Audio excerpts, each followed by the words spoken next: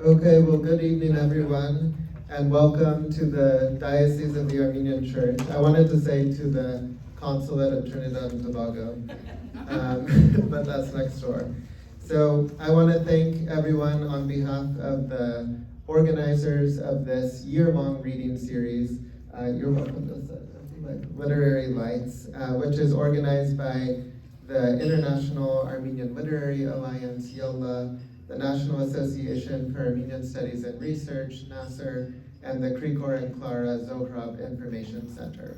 I'm Jesse Arlen, the director of the Zohrab Information Center, and it's a pleasure to welcome you to what is the second in this reading series, which is Deanna Cachoian-Schanz's recent translation of Shushan Avagyan's Kurghinian, which a book Untitled, the English translation, and I'll leave it to them to talk details about the book. But this series in general features new works of literature by Armenian authors, and there's about one book per month in 2023. And if you want to find out more about the series, you can go to armenianliterary.org, which is IALA's website, and find each book for each month and the different events, and read along with the series. So we'll have books here for sale after the event for $20. Deanna will, of course, sign the books if you ask. And we also have some other events coming up here, which I'll wait till the end to talk about. I was looking at the stats today in Zohrab to see the Armenian original, Shushan Avagyan's book, Kurghinian, and it was really great to open the book and find put into the cover a letter addressed to Rachel Gulesserian, who was a former director of the Zohrab Information Center back when Deanna, like 15 years ago maybe, was an intern or working with Rachel. And so this was a letter that Shushan wrote, the author. Dear Rachel, I would like to send this copy of my novel in Armenian, Kurghinian, to the Krikor and Clara Zohrab Information Center, knowing that it will be a perfect home for it in America. Hope you are doing well, and I wish you all the best. Siro Shushan. So that was nice, and it's fitting that now, 15 or so years later, we're here to celebrate the translation of the book at this event. And with us to be the interlocutor with Deanna is Dr. Lisa Gulesserian, who is the preceptor on Armenian at Harvard University, where she teaches Western Armenian. And at Harvard and elsewhere, she's taught courses on memory, traumatic past, ghosts, female revolutionaries, and contemporary Armenian film and literature. She's the editor of the English translation of Serpuhi Dusat's 19th century feminist novel, Maida, Echoes of Protest, which was published in 2020 with IALA Press, if that's how you say the acronym. She is currently translating Siran Seza's short stories and developing multimodal materials to teach Western Armenian. So pleased to have you both with us tonight, and looking forward to getting out of the way and hearing the discussion.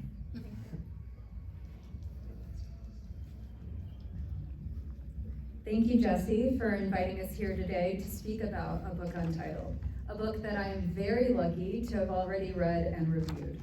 If you haven't read the book yet, you're in for a treat.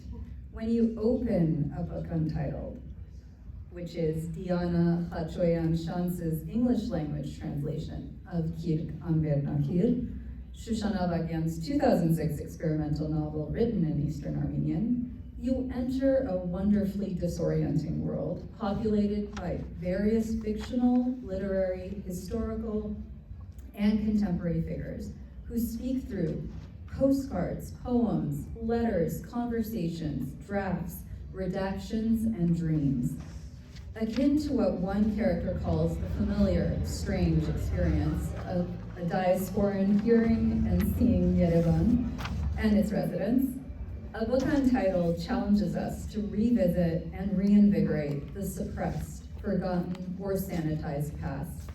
In Avagyan's novel, lovingly rendered into English, there are many benefits to uncomfortably encountering the past anew. Figures from history are revived, multiple genres are reinterpreted, and language itself is reformed. In 26 and a half chapters, Avagyan's ambitious novel moves non-linearly through the multiple timeframes of the novel's four authors. A pair of historical figures, the early 20th century Armenian writers Shushanik Kurghinian and Zabel Yesayan, and a pair of contemporary figures, two 21st century researchers discussing their efforts to find these two authors in the archive library of the Museum of Literature and Art in Yerevan. In the hands of a less capable translator than Cachoian-Schanz, Avagyan's literary and linguistic innovations would have gone unnoticed. But with her skillful and, I would say, very careful interpretation of the text, a book untitled gains another writer who modifies the Armenian language original of four authors with the following line. The book has four or five authors who are as different as the seasons of the year. Readers seeking a challenging book worth the effort will love a book untitled, Cachoian-Schanz's translation of Avagyan's first novel, Kirk-Amgernakir. And that's why we're here today, to learn more about this impressive book with its translator. So today's event will go as follows. I'm going to introduce Deanna, but I think a number of you already know her already. But why not? Let's celebrate her today too. And Deanna will go, and I will go through a series of predetermined question and answer pairings. And she's going to pair a number of my questions with readings from a book untitled. So after our planned readings and questions, we will open the floor to questions from you, our audience. I'll start by reading Deanna's biography. Deanna Cachoian-Schanz is a translator and literary theorist who writes on translation, gender and nationalism, and technologies of racialization in the geographies of Armenia, Turkey, and their diasporas.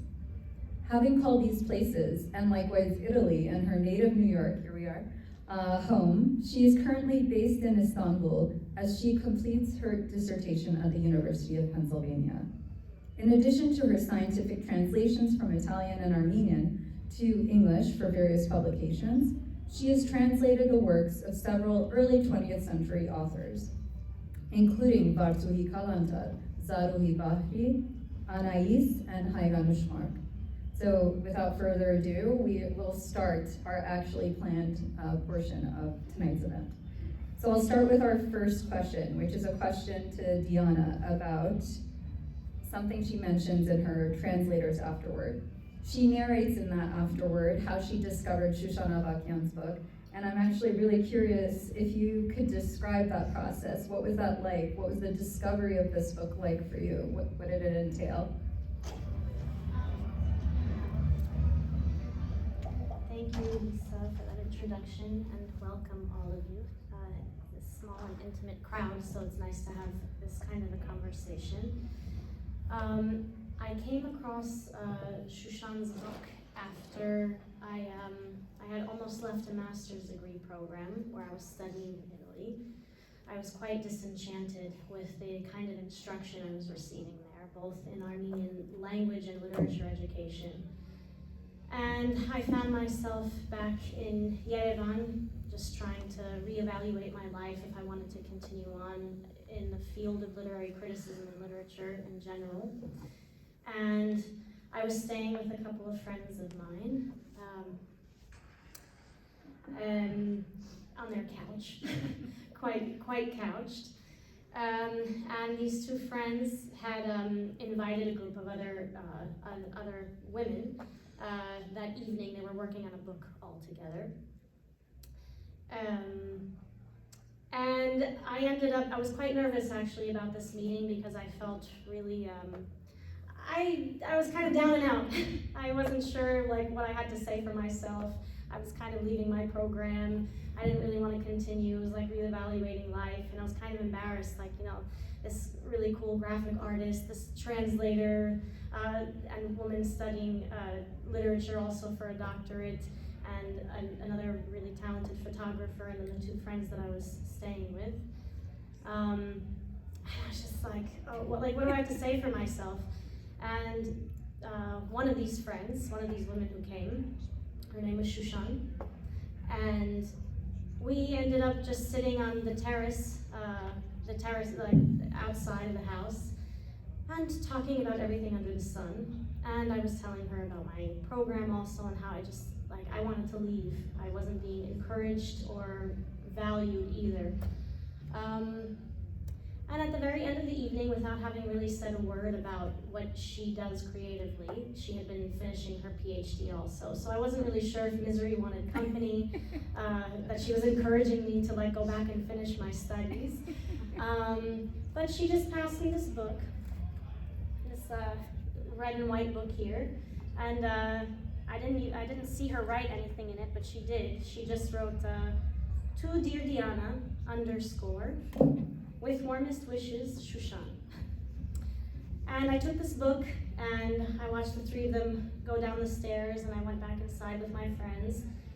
And I took it back with me here to New York before I went back to Venice. And I just kept looking at it in this coffee shop. And I said, this is going to be a really good way for me to keep up with my Armenian. I'm going to translate this book it's a difficult book. And I said, I just want to know exactly every single thing it says. So I started in the Slave to the Grind coffee shop where you were this morning, or the other day, Menine. And I just started to translate this book. And and when I went back to Venice, I left my first advisor, and I was supported by the second person who ended up taking me under her wing. And she said, what, for your master's thesis, you can write about anything you want. Why don't you do a translation? And I said, all right, well, here it is. Anyway, and so this book has traveled with me all across the world, I guess I would say, from Yerevan back here to my native New York, and back to Venice, and then later to Istanbul, where I moved after Venice, and I finished the last lines in Istanbul. So it kind of took this circuitous route of all of the places that have been the nodes of my living experience over the course of my life. And so that's how I came to, I hope you enjoyed that story as much as I did. So I think now Deanna has a few things that she would like to read. Yeah, I thought that I would just start reading, I think, one of my favorite first chapters. So, as Lisa said, and thank you so much for giving the context of the book.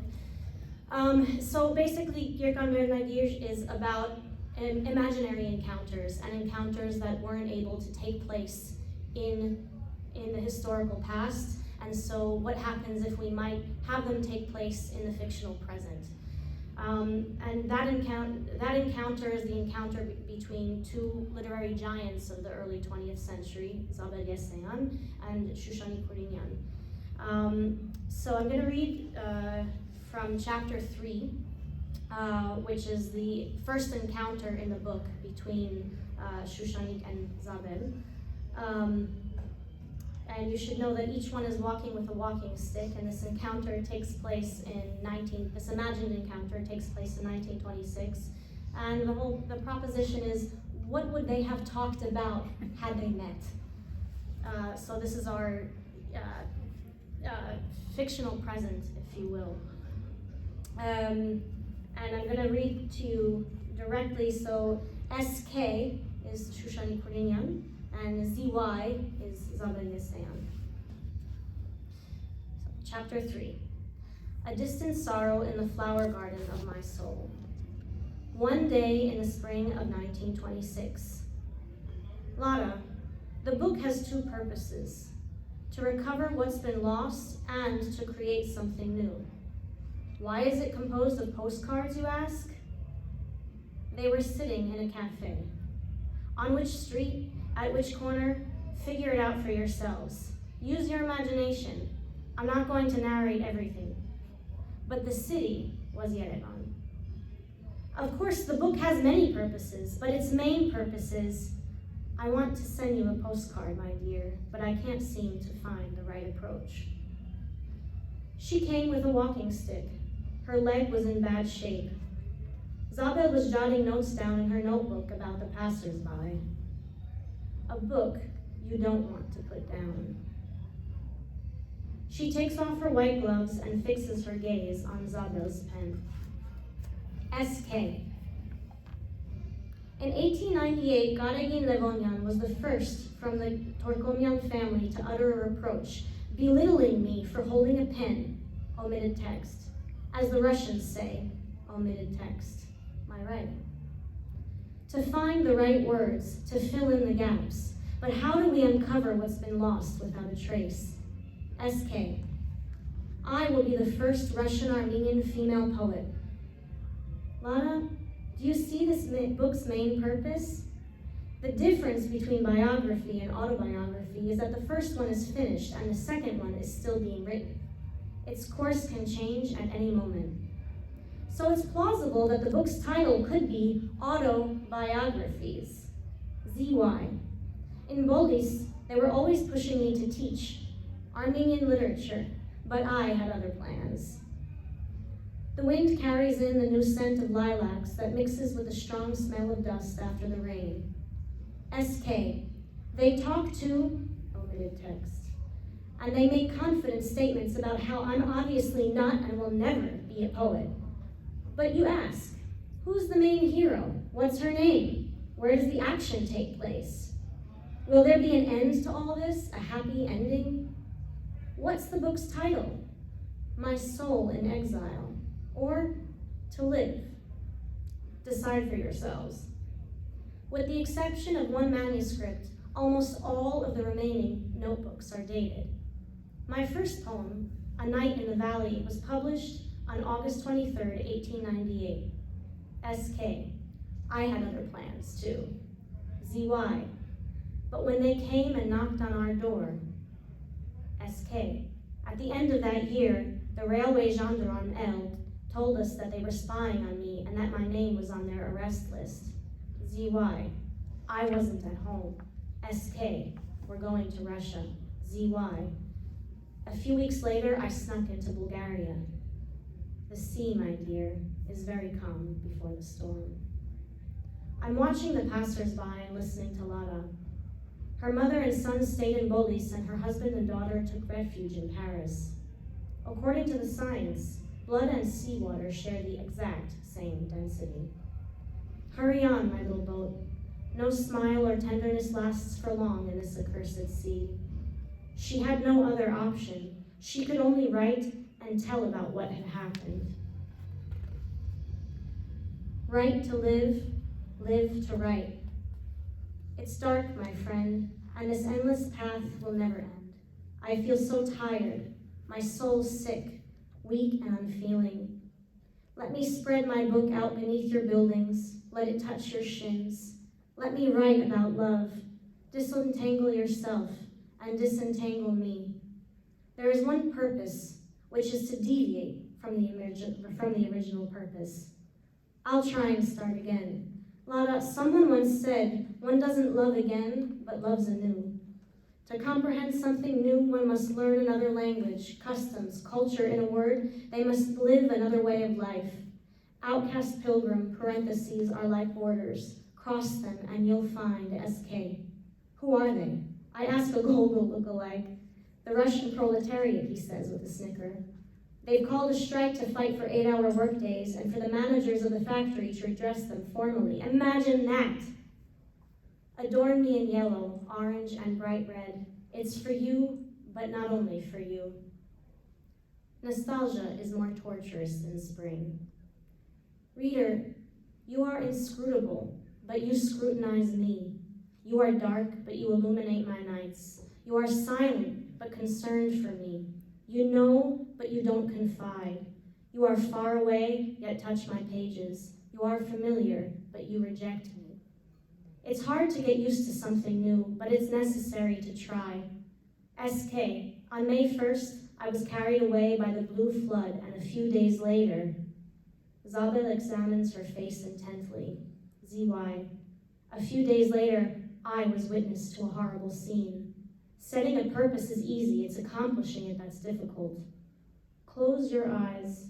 Imagine one April day when the lilacs are blooming on the green bushes and the sparrows are sprightly again. ZY. Bodies in damp ditches. ZY. Mutilated bodies. ZY.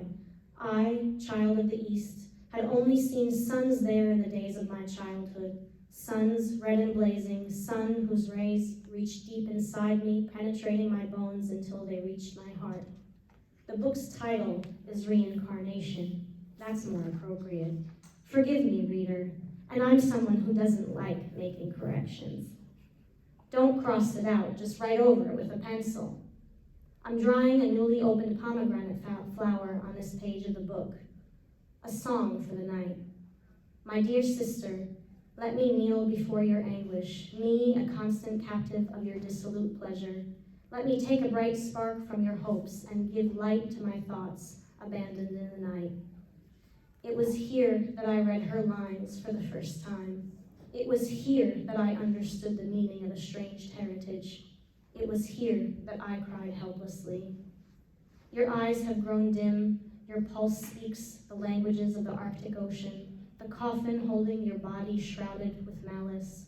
Around you dance mournful beauties in black veils and braid your majestic hair with their dainty fingers. And now, at this almighty hour, how can I not be afraid? How can I not doubt that my 1,000-year-old cures have only become old from waiting in their jars? How can I not tremble in excitement to feel the weight of your hands once more on my alienated skin, grown wild and scarred from the wrath of my own nails? Tell me, how can I, my beautiful? Few understood our death. Few remember our history. Few have seen our resurrection. Read Varujan's The Red Soil now. Read Siamanto's Vision of Death now. Stand on the shores of the Euphrates and read Zartarian's Nostalgias and Foreignness. Read them all on this moonless night. That chapter is really, it's deviant, arresting, it's so beautiful. Thank you for sharing it with us. The reader was also mentioned in that chapter, and in fact, it is a character in this book. So in your translators afterward, you say that we are archaeologists along with Avagyan as readers. Avagyan says, the goal is not to confuse the reader, but to implicate them. So who's the reader to you? Can you speak about the reader and our role? Our role as the reader, the reader in this book. Yeah, so I mean, I think, so this book is fragmented and it's not an easy read because it doesn't have, a streamlined narrative with, a beginning, middle, and end. Characters are woven in. Sometimes if you don't know who's being referred to, it's hard to follow. There are chapter guides for that. But, I mean, for me, this is all a part of the project of what does it mean, and I mean, this is something that Shushan writes about in the book, is, what is the responsibility of the reader, and what does it mean to have have a text that's an easy read and that everything is fed to you, and what would be the experience of the reader if they have to also excavate and work through that text. And that experience of the reader is very, very much, I mean, it's a living metaphor, certainly, for the censored histories of the characters in this book. So just like it takes effort to uncensor the histories of Shushan Kurghinian and Zabel Yesayan, the reader also too works as an archaeologist to uncover the layers and the many layers of what's going on in the book. Do you have a reading you want to share about reading or about the reader? If so, I can pause. We can have a reading. Yeah, no, I guess just a couple of passages that refer to that. So But how does one write about real events which in reality have become fairy tales? How does one write it, but not as a history text? Here, the reader might think that the book doesn't have any sort of structure or direction, that it's impossible to write a book with no heroes, that in the end it's necessary to give the book a concrete title, that the author is simply tangled in her own thoughts and doesn't know how to find her way out of the very story she's begun. The reader is mistaken. The book has the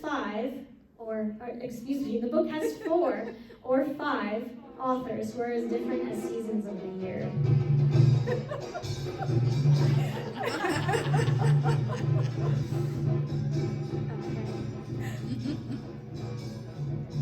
I think our readings should go in the cadence of the Yes, exactly. That's really loud. Yeah.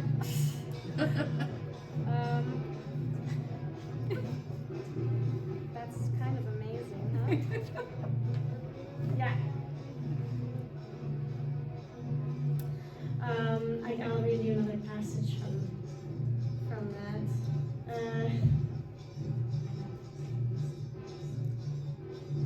Yeah, and then also, there are lines like, the goal is not to confuse the reader anyway, but to implicate them in that discovery. So I'll leave a question at that, because that's kind of distracting. It is. Can you hear us? Okay, that's good. So maybe we can move on to our third question. If we move on to our third question, which is about philosophy of translation. So in your translators afterward, you say, "Dear reader," you also implicate the reader in some ways. You are not reading Kirk an Bernakir. You are reading a book untitled. If you want to read Kirk, learn Armenian. So I love that. You also write in there about the double D domestication of the text by your translation. So could you quickly summarize your translation philosophy for our audience? I'm also wondering if maybe you could share some of your difficult decisions that you made as a translator. What are the words that gave you a lot of difficulty, or were there passages that were particularly difficult to translate? Yeah. So every translation process certainly is very different, and translation is interpretation, right? I think what was a challenge for me was not domesticating this text, so not anglifying this text, and not necessarily taking the choice of wanting my English language reader to be able to sit very comfortably with this text, because in fact the text is written in Armenian. And so for me, it's really important that the English language reader feels that there's something a little bit strange, right? That it's not a text that completely flows in English. So the difficulties actually in making the translation were in fact in the editing process for me. So of course, Shushan and I went back and forth about what kinds of choices that we want to be making in the translation, and consulting each other. But she gave me a lot of carte blanche also in how I wanted this text to look. The difficult part, I think, for me was after having made my drafts of the translation, was to look at it then from the eyes of an editor. Because your impulse then from the eyes of the editor is to make everything flow, right? So to get rid of all of the infinitive verbs that you've used and put gerunds, because English likes gerunds better, for example. But in fact, so that was however, that editing impulse, I had to stop.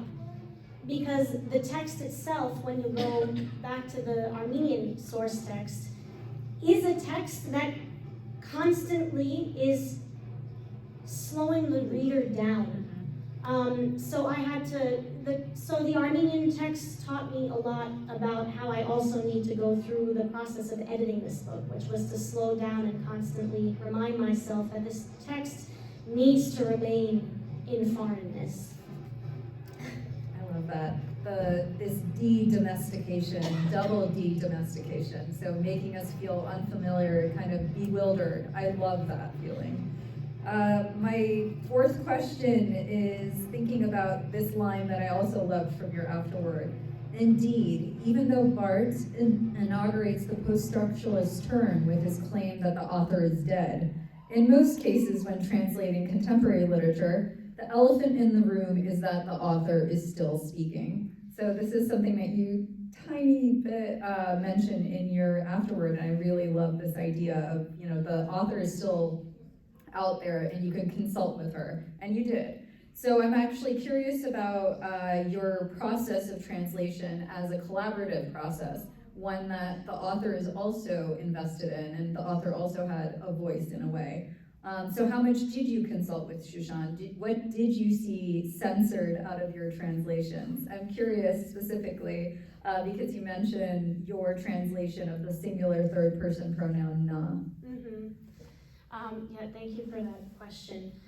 So this process was incredible. Yeah, so the elephant in the room, right, is always that the author is living, so you can't ignore. So I very much believe it. The text is there and it speaks for itself and it takes on a life of its own. And so as a translator, first and foremost, my responsibility is not to the author, but to the text and what's on the page, because that text lives beyond also what the author intended, right? It lives in its own space of the text and how all of the myriad ways that text can be read. It was very important for me to preserve the integrity of the text. But that's not easy, of course, when you have the author who speaks English also perfectly, sometimes better than me. So Shushan was she was very generous in giving me the space to let that text be how I understood the text. However, there were certainly moments where we didn't always agree. And one of those things was about the third person singular pronoun of na in Eastern Armenian or an in Western Armenian. So anyway, it's like familiar to some, but not to everyone. But in Armenian, you don't have gendered pronouns, right? And so when you have a text that's so fragmented, it's not always easy, even for the translator, even for the author sometimes, to remember to whom she is referring. And so what is the translator to do when you have all of these nas or ans, and you don't know who is being referenced at all? But in English forces you to choose, right? A gender pronoun. Is it he or is it she? But that changes, that choice ended up to mean that whole passages could have meant something completely different. They could have, they take on a whole different tone, whether it's a more heteroreproductive tone, right? Or if you have homoerotic timbres in the text. And that's so important, actually, for the tone of the text, but also the context of in which it's being written. And that was something that I really wanted to preserve. But how do you can't, English doesn't allow you to do that. So in some way, Armenian, in fact, is way more capacious in being a little bit, lending itself a little bit more to a queer, gender-fluid reading than English would. And so I had decided, and this was before the use of the third person, the they pronoun for third person singular became a part of our colloquial usage in the past, maybe 5 years, right? So this was 13 years ago. I decided, okay, I'm going to still keep this ambiguous, and the only way that I can keep these third person gendered pronouns ambiguous is to use the third person they, right? And so we use they, and we've used they for a very long time in English when you don't really want the person who you're speaking to know exactly who you're talking about, right? So you kind of say, that person said to me, and then, they came over the next day. You don't want to make it obvious, right? Because if you use the gendered pronoun, they would know immediately you're talking about your mother-in-law, right? So you just kind of keep it ambiguous as they. So that's what I decided to do. I said, I'm going to leave this up to my English-speaking readers and let them figure it out. But Shushan wasn't very down with this. And mostly because she had an intention when she wrote the book, and she had ideas about who these Nas were referring to. So I would say these are the moments where it was important for me to acquiesce also and give the author her space to speak. So as much as I wanted to preserve the integrity of the text, and also Armenians' wonderfully playful ambiguity, right? It was also important for me to give Shushan her say, right, and what she intended.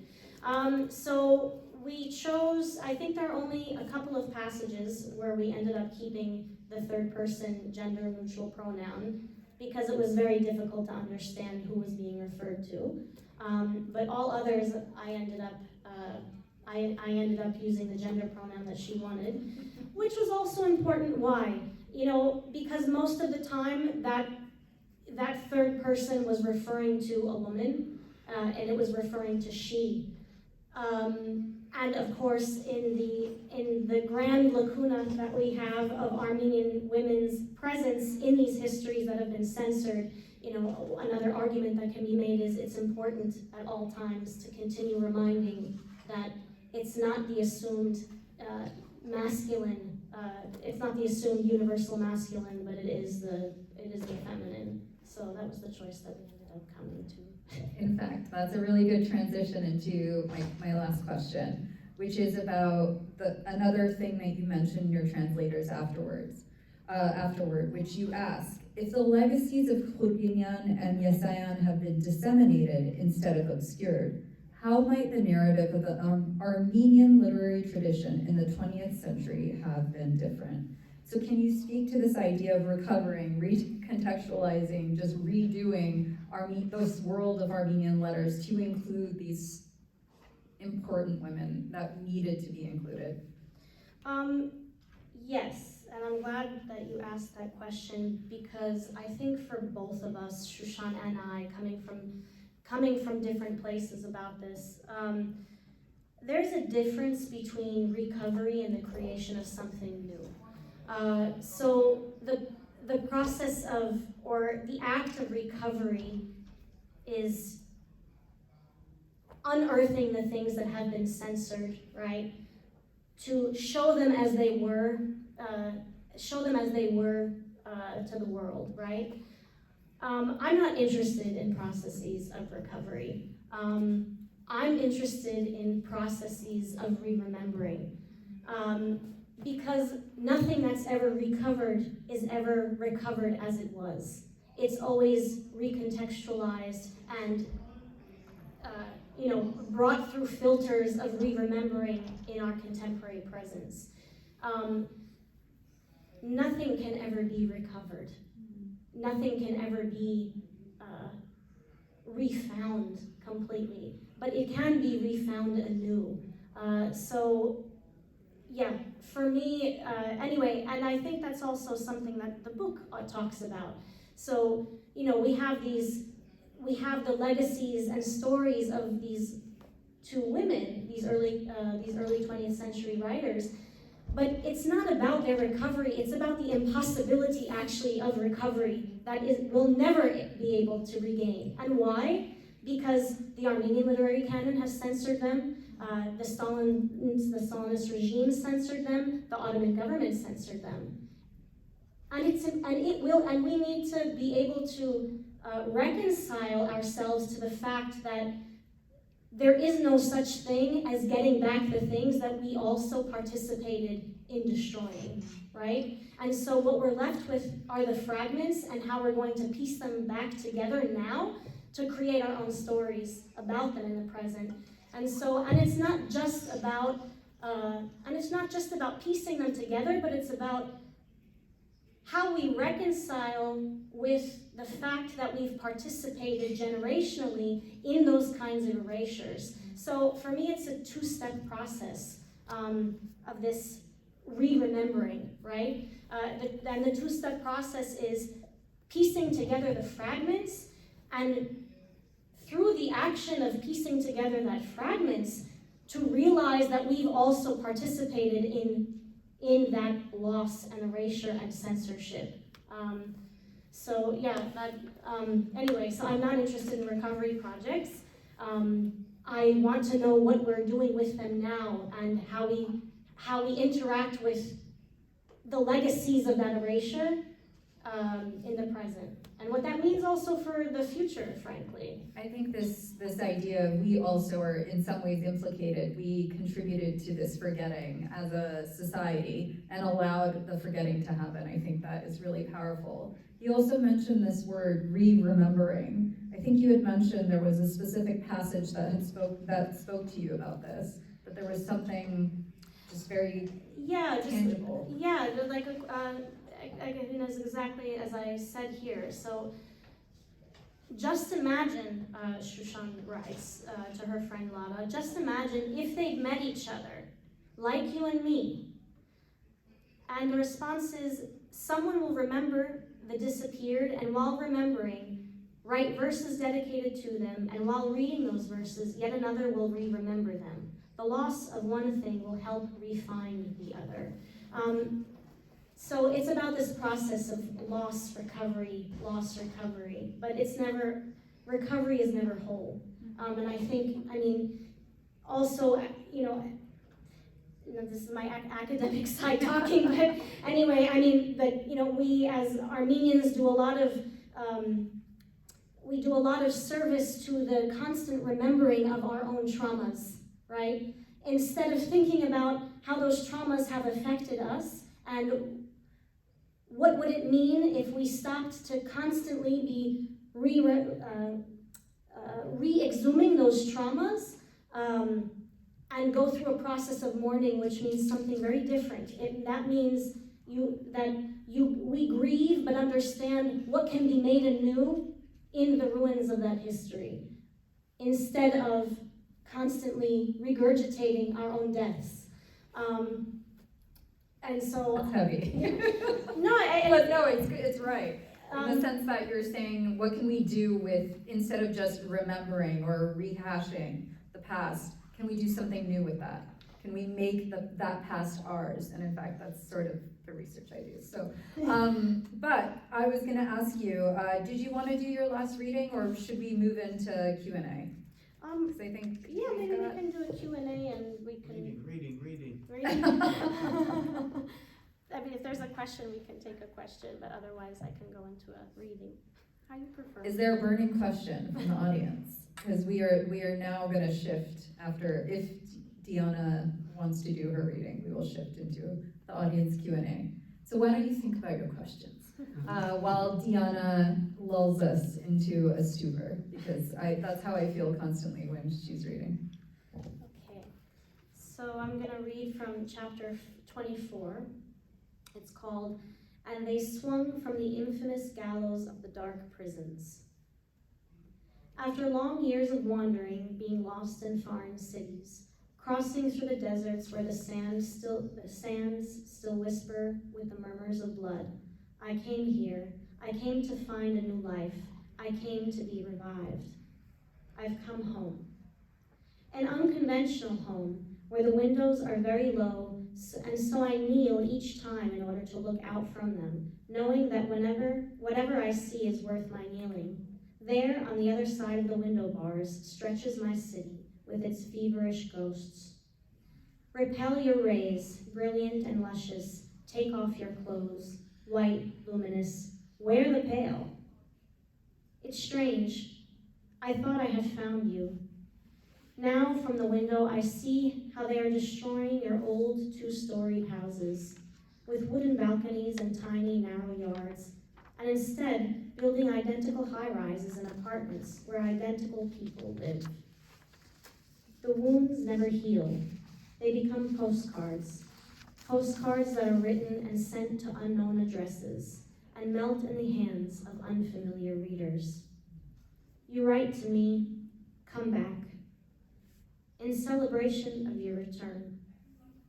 But Lara, Yesayan wrote letters in two different modes. First, she wrote to keep her work going. That is, she wrote for them, the interrogators. Then she wrote for herself. That is, she wrote whatever she was really thinking. So let this book be my return, my coming back home. This road is difficult and unstable. Very often I deviate and become obsessed with other ideas, which seem to be irrelevant, but without these deviations and mistakes, it's impossible to realize and assess the threads that weave life's dragon carpet. Thus, after long consideration, the second interrogator, who also thought himself a poet, had come to a very important conclusion, which was that the less other writers wrote, the more attention and praise his own books would get. The man of such glorious ideas would of course sometimes even tremble from excitement as he would begin to imagine how he'd be crowned best writer, and he'd never lose the chance to derogate and preach to other writers about their tendency to lay claim to xenophilic ideas. Only this way and no other way, he'd think. Because when interrogators ask questions, they already know the answer.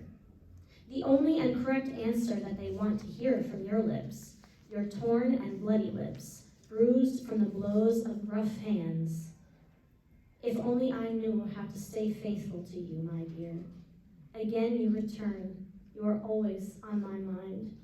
But my love turns to poison, and as soon as you approach, I slowly, flirtingly clasp your delicate neck, hanging long and tongue-tied, kiss you with my cold lips. And when you look at me, you get lost in the dark depths of my eyes, as if hypnotized, and I kiss you, and then gently sink my feigned teeth into your neck. Oh, my pain, oh, my love. When the second interrogator lived in Paris, they called him Little Russian, maybe because he was short.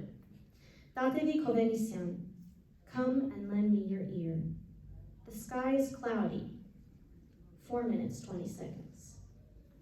The Little Russian loved a woman much older than him, who in turn loved a German who was in prison for murder. The breeze. 4 minutes, 11 seconds.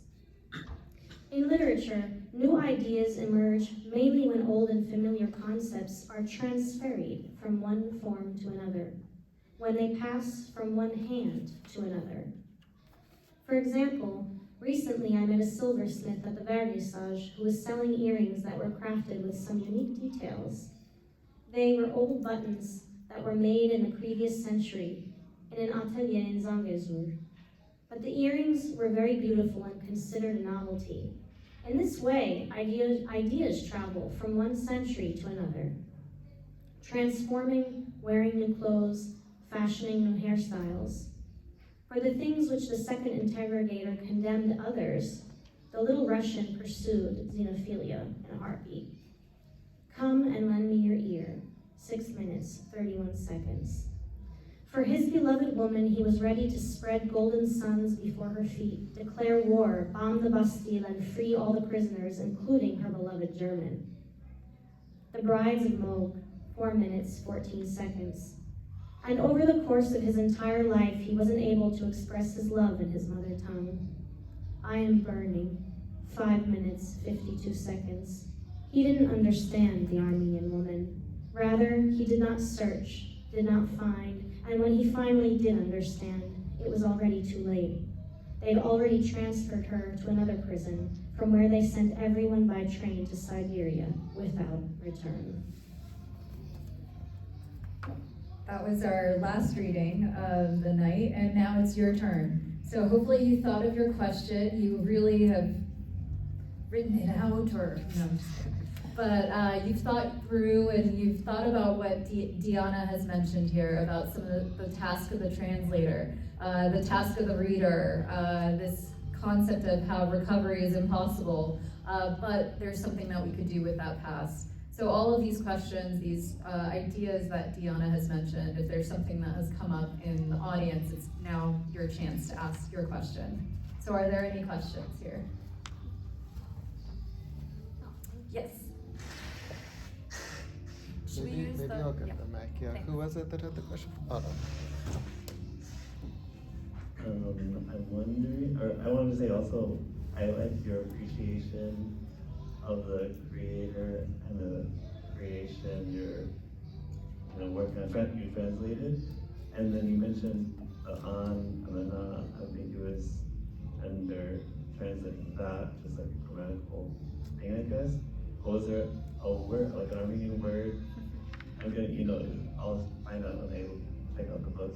But it's English from beginning to end, pretty much. Was there a word in Armenian that you were like, that's a tough one to translate, or should I leave it and give them an explanation? Or is it pretty much like you just went with, let's do all English? So Shushan is an excellent creator of neologisms, that were the bane of my existence. I'm translating this book. A couple of them that I write about also in the afterwards. So Patsa Haiknam Heden. So it's it's a mix of two words. Anyway, and so how to translate this word? So I decided, okay, is it to bring forth, to examine and to bring forth? I decided on to uncover,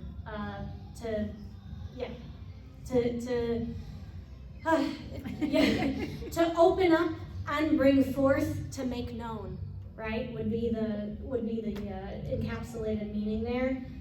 Anyway, so I chose uncover. Another example is usuna sirel, which is a word in Armenian, right? It means to study or to examine. But how it's written is different in the book. It's how does she have it? Usuna sirel in all capital letters. And so obviously the sirel, to love, is a really important, that's being emphasized in the text. And that was really hard to translate, right? Because there's no love in study in English. That was, I think, one of the hardest things to translate, because I really wanted to keep this idea of loving and loving in study. I ended up choosing examine. So I put from capital letters, mine, for a couple of different reasons. So examining happens from the out, it's this outward look in, and then the process of mining for knowledge, but not just the process of mining for knowledge, so going very, very, very deep into what one is studying, but then also the idea that, this is only my very choice, so it's my, actually this translation of Usumna Sirel is mine. Yeah, anyway, so those are a couple of them. Other questions? Yeah, I was just wondering, your experience of working with her, how did it affect you? Did it change your initial, what you read and what you thought, and along the way the process, okay, I was wrong here, I was right here, I was just, on this path or that path, or your own personal experience of getting to do that, did it? Yeah, so I mean, I had,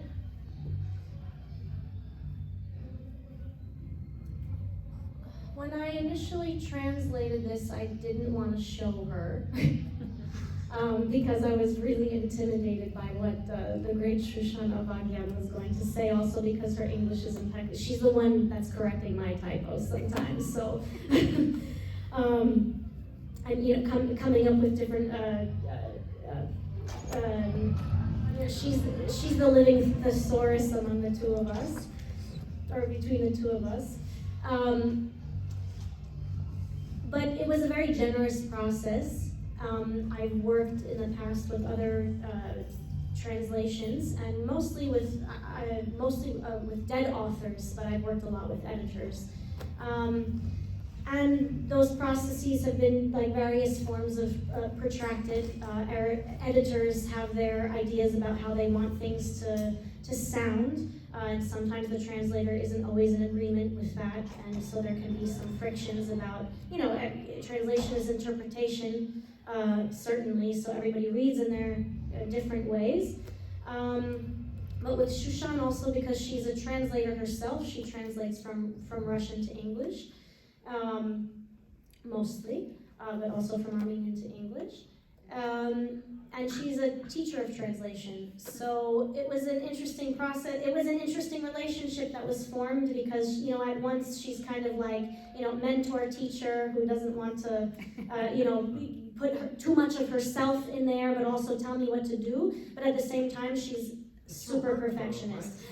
What? The thing is, it's her work. You would think. And it's her work, yes.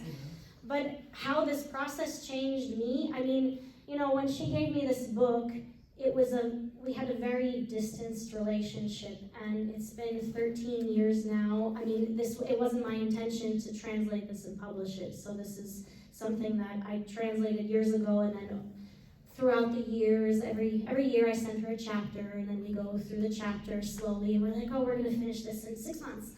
And then 7 months pass, and it's like, oh, we only did these 2 chapters. But this book, a book Untitled, this book is the result of a friendship that was created over these past 13 years. I think the two of us came to know each other through working on this book and build a very close friendship and a very close collaboration, which is one of the most precious collaborations I think both of us have in our lives, and I can only hope that other people have such kind of positive and generous collaborations, especially when they do translations, which is really not always the case.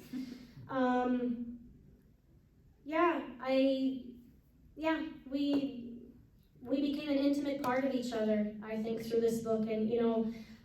Did you change the way you feel about the book as you were doing it, from the first time you read it till by the time you were done? Yes, totally. In the beginning, I was like, what the hell is she talking about? Really? I mean, because it's so fragmented, especially like someone coming from the outside. I mean, I didn't have a context of Soviet Armenia, really. And so reading this for me was a huge process in archaeology for my own self, and then for writing the chapter guides so that no one else had to go through that experience. That was a little bit of a contention. She didn't want chapter guides, but I was like, Shushan, we've got to have these, otherwise no one's going to be able to follow this. But so I went from being totally alienated, feeling totally alienated, to the very end when I was going through these edits and like, you know, reading to make sure that there wasn't a typo or everything was just perfect.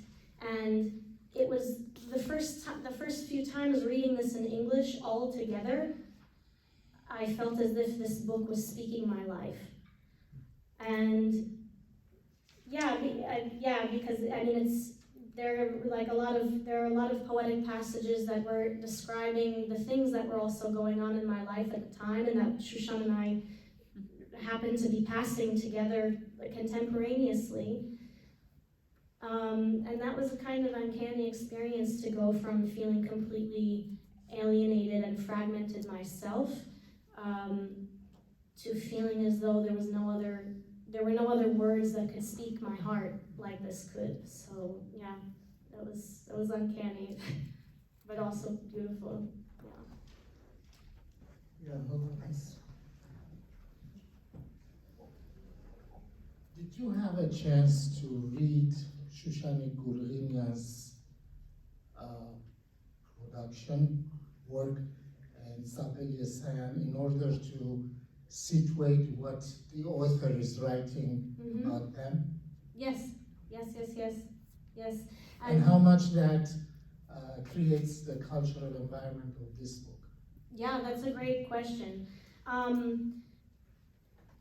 This book can't be without them, and if you're familiar with either of their works, like Shushan Avagyan's poetry or Zabel Yesayan's prose, so this book is also, it's a translator. So Shushan wrote this as a translator's diary when she was translating the works of Shushan Avagyan. So perhaps you're familiar with her translation of IALA Press in 2005, I believe. And so this book is the product of a translator writing her own diary about how she feels translating the work of Shushan Kurghinian, and how that work is, kind of into her own. Yes, exactly.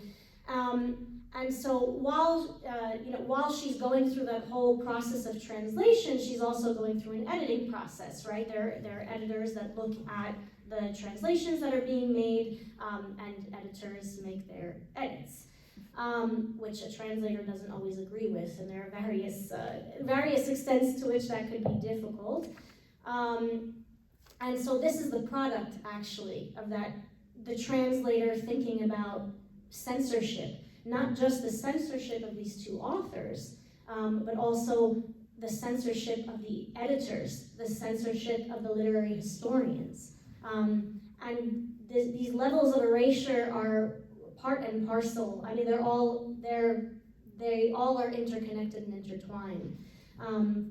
And so, I mean, Shushan also being someone who doesn't, who's pushing back against the capitalist possessive model, asks herself, and also in the novel, what does it mean actually when, what does plagiarizing mean, in fact, right? I mean, aren't we always, as writers and, as thinkers, taking the ideas of different people and referencing, citing all of these people, and just because, is it better to let these words die in damp boxes in the archives, or is it better to bring them out so that people can read them? And what does it mean then if I say, this poem is written by Shushan Kurghinian, this line of prose is written by Zabel Yesayan? And so in the book, actually, Shushan decides that she's not going to cite anybody.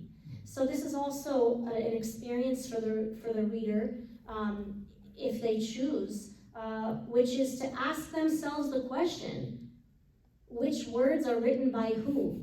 How do we know the difference, and is that difference important to know? So yeah, the book can't exist without them. And again, I guess those legacies of censorship are wrapped up in the existence then of the novel itself. May I follow up? Yes. With another question? How does the class struggle that is very palpable in Shushan Kurghinian and Zabel Yesayan reflect in her work?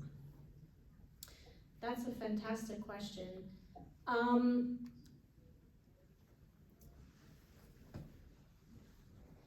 I would say that class struggle is very wrapped up in the story also of gendered struggle in this novel. Shushan comes from a family of intellectuals, so not of a different socioeconomic class, but there's the socialist feminist critique of what does capitalist privatization mean?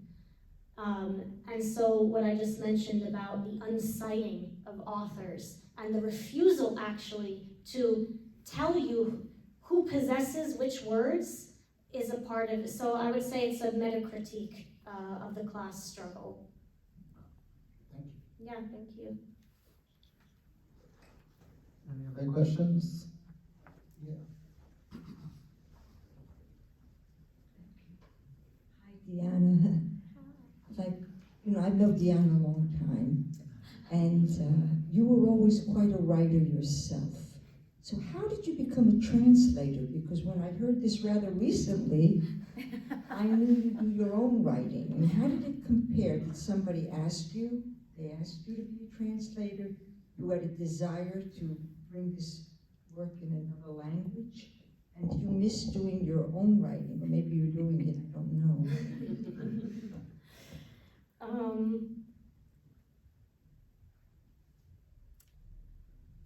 I was recently asked to write the first creative piece that I've been asked to write in a very long time, so that felt like I was able to have an outlet for my own creative writing. No, but the translation, it didn't come out of the desire to necessarily translate and produce a work in translation. It came out of the desire, it came out of that feeling of usunasiren or usunasirutun, that burning desire to, also in the shadow of, in the shadow of not having perfect Armenian, and the communal pressures of feeling and living what that feels like to be an Armenian in this very community, actually, with not the perfect Armenian or the perfect recall of the big words. It was also it was a project for me that came out of my own insecurities, I think, in Armenian, which was, I need to know, like, in order to be able to know and understand every single word on this page, it's not just enough to read it and write down all of the vocabulary words that I'm missing and lacking. It's about merging my own experience as a writer,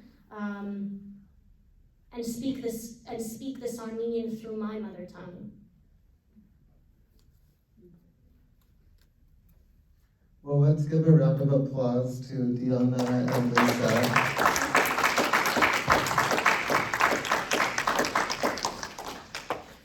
I just want to mention before we invite everyone to enjoy the reception about the next two events coming up soon. So next in the Literary Light series will be an event at Columbia University, so just uptown a little bit. And it's going to be Adam Marjoyan, who's the editor of this new anthology, English language anthology, We Are All Armenian, Voices from the Diaspora, University of Texas Press. We'll be joined by volume contributors Chris Bohjalian, Nancy Krikorian, Scott Tufekjian, and Harad Martanian. So you won't want to miss that. And Lola, you'll be there too, I'm sure. And then on April 13th here, April 3rd, Monday, and we have the flyers here as well. And then on April 13th, in the Zohrab Center itself, so upstairs, we're going to have a poetry night, and it's going to be featuring 5 or 6 different poets. Haray Varaz, who just came out with a really interesting kind of experimental linguistic book where there's the use of Armenian, transliteration, English, emojis. He writes his poems on Twitter and Instagram, doing really interesting things with the language. He'll be here along with Alina Gregorian, Aram Ronaldo, who's here tonight, myself, Lilian Avagyan, and Sharice Zerunyan. And it'll be a mix of poetry in Armenian and in English. So everyone is welcome to that. And I think that's all we have. So thank you. We have the books for sale. They're $20. You can see me about payment, check or Venmo or cash is fine. And Deanna can sign books. And we have a nice reception here. So thank you everyone so much. And thank you again, Lisa and Deanna.